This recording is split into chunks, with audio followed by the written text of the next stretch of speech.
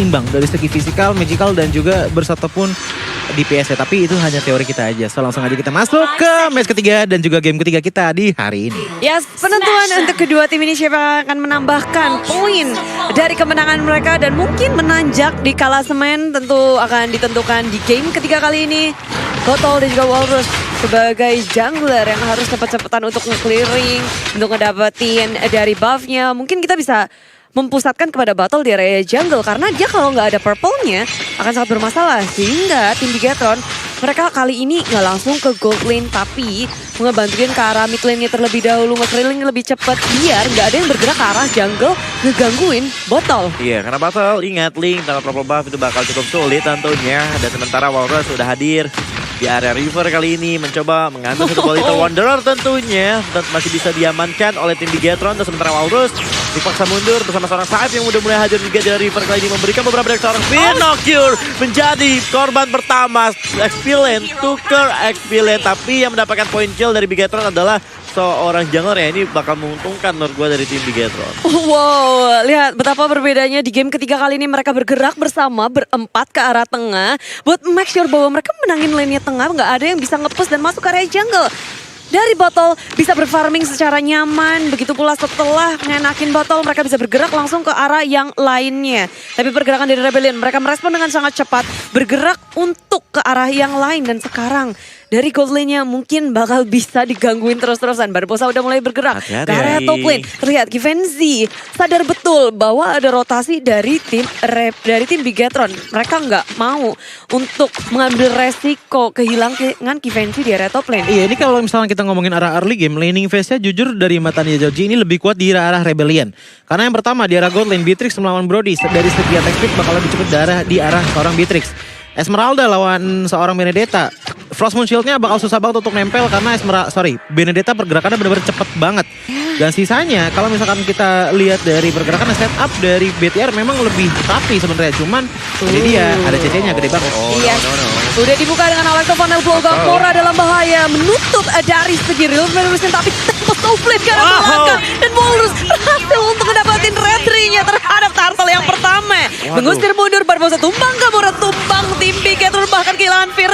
No Cure, 3 member dipanis secara bersama ditambah dengan 1 Turtle gratis untuk tim Rebellion. Kontes yang tidak bisa dimenangkan oleh tim Bigetron dalam bahaya karena dengan 1 kemenangan kecil tadi itu kemenangan besar sih. 1000 network udah dipegang oleh tim Rebellion. 1000 gol udah dipegang langsung dengan 1 buah momen di area Turtle. Tapi gas nyaris menjadi korban selanjutnya dari Rebellion. Mereka dapatin 1 Turtle ditambah 3 hero, benar cuan banget.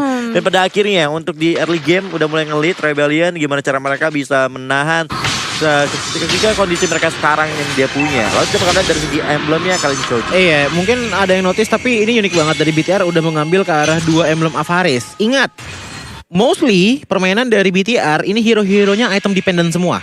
Enhance talisman dari Barbosa sama Fear No Cure, ditambah lagi Ngas juga butuh item BOD dulu minimal, Battle butuh DHS, Gamora pun juga butuh yang namanya Glowing One ataupun Ice Queen One.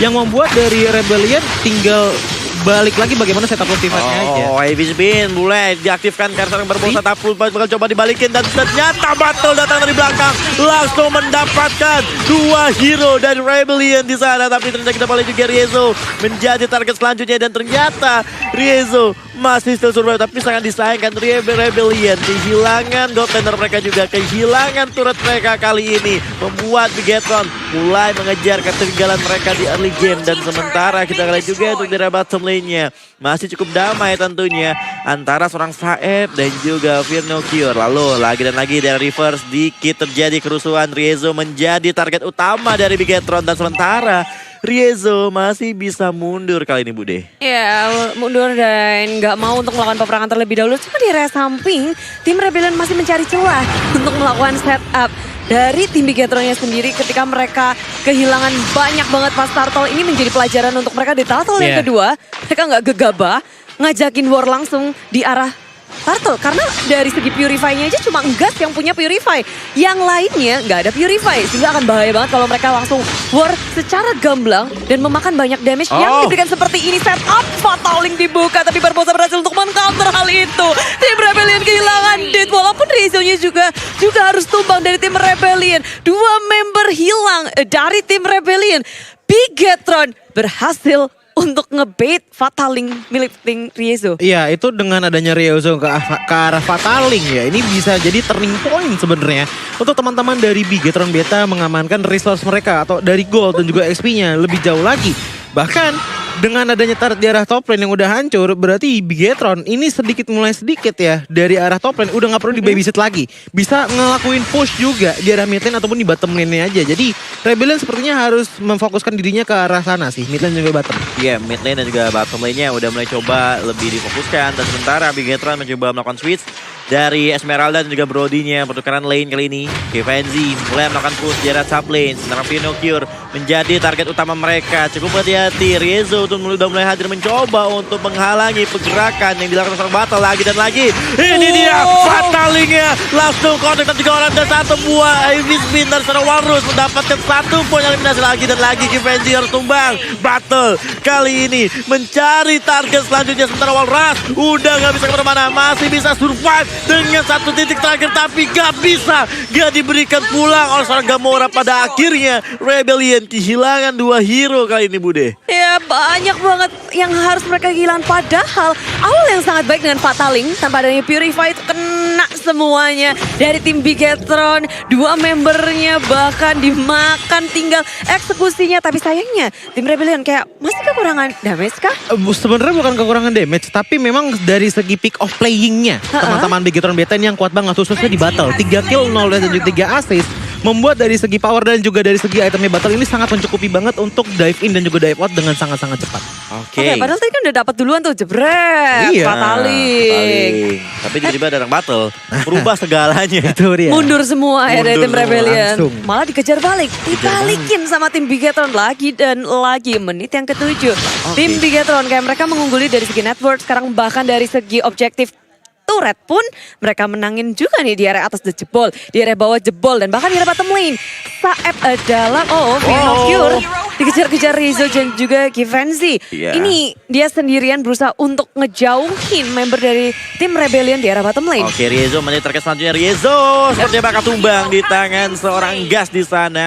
Lalu Battle udah mulai hadir juga ke arah bottom lane. Mengingat adanya Battle, Kevenzi seorang beat juga langsung mundur. Dan kita bakal lihat juga udah memasuki mid game kali ini. Dari segi itemnya udah mulai jadi beberapa item kali ini, coy. Iya, Benedetta kembali lagi menggunakan pure ke arah item tank dengan pengecualian 1 yaitu Bloodlust X. Oke, memang bakal ada durability, tapi ingat semakin banyak durability dari Rebellion, damage-nya akan kemana?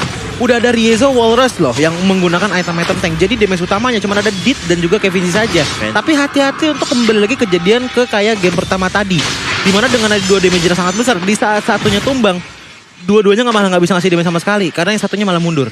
Oke, ini dia perlu diperhitungkan ketika penggunaan hero-hero dan juga item mereka pilih. Kali ini Saeb sebagai Benedetta dengan build defense-nya. Ada lagi Walrus dan juga Riezo. Artinya benar-benar cukup mengandalkan Dit dan juga Kevenzi. Di game kali ini di Rebellion mereka harus mencoba untuk menjaga benar-benar dari seorang marksman mereka dan juga mid laner mereka. Lalu di area mid lane-nya kali ini Gas dan juga Gamora sedikit demi sedikit mendorong dari arah midnya. Lalu Lord yang pertama udah mulai hadir juga.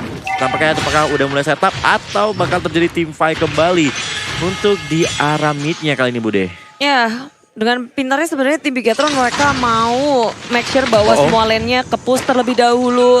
Nggak mau untuk kalah dari segi minion wave-nya. Tapi Bigetron mereka melihat ada kesempatan.